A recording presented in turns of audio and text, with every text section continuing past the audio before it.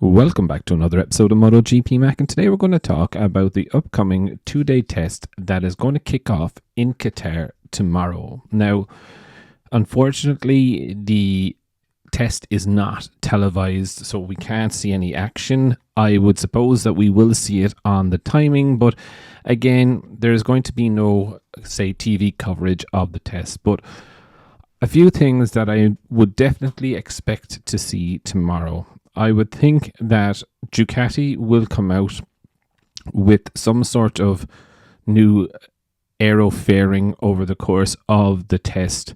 Gigi has promised that something is going to be displayed, so let's wait and see does that actually happen. Also, I think KTM, they have not finalized their engine and aero spec for the 2024 season. So I do believe we're going to see a little bit more on it.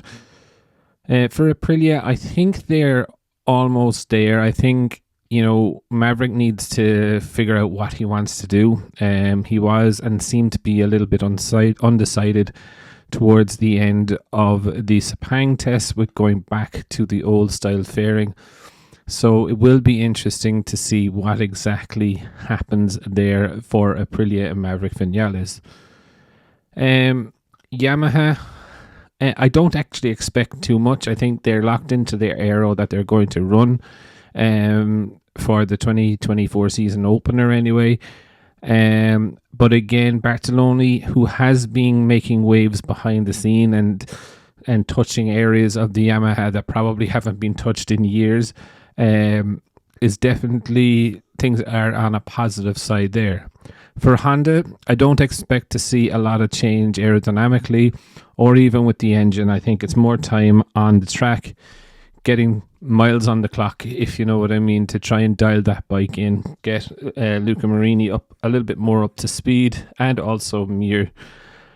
Overall, I would expect with this test a lot of factories to really be working on race setup, so I'm not sure the pace will be that hot. Now, probably towards the end of the second day, I would expect the pace to pick up, but it's definitely going to be a pretty interesting test. For Marc Marquez, a lot of people are saying he was sandbagging in Sepang. I don't know whether he was or not. It will be interesting to have a look at his lap times and his pace to see where he is.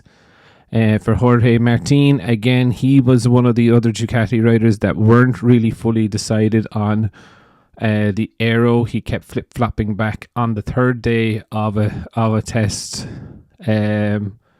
which is not really something that you would do, Joe, with testing time being so limited. But again, hopefully he can decide it.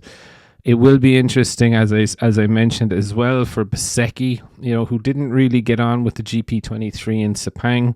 So again, it'll be interesting to see how will he do. Jack Miller, I think, also will need to answer a few questions. There's been a lot of talk about his pace over the few weeks. Personally, I think Jack was doing a lot of the grunt work, and it will be interesting to see how he goes. Also, it will be very, very interesting to see how Pedro Acosta deals with what I would call turning up to a track and producing. He did make a lot of waves in Sepang, but he did also have a lot of time on the bike, so around the Sepang circuit. So again, look, not taking anything away from him, but we'll see how he will go. No doubt that he'll do a fast lap, but it'll be interesting to see his pace throughout the day. But I would definitely love to know your thoughts. What do you think you're going to see, and what are you most looking forward about the Qatar tests this week? Definitely leave your thoughts in the comments below, and I'll be back again tomorrow with another video.